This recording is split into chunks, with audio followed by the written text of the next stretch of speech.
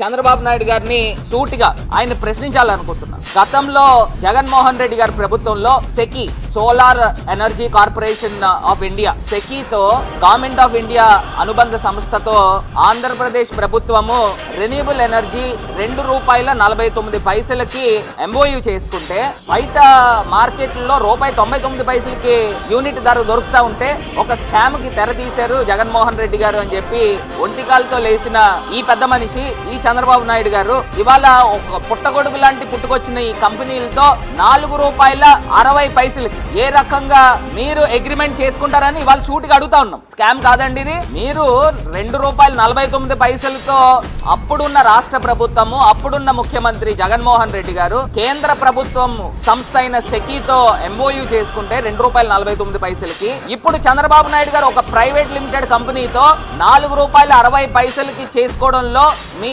అంతరార్థం ఏంటి అని అడుగుతా ఉన్నా. అంటే ప్రజల సొమ్ముతో మరి ఏ బేసిస్ లో మీరు చేస్తారనండి? అసలు బుద్ధున్నోడు ఎవడైనా చేస్తాడా? ఒకటే క్వశ్చన్. దీని దగ్గర మీకు సమాధానం ఉంటే మీరు మాట్లాడండి.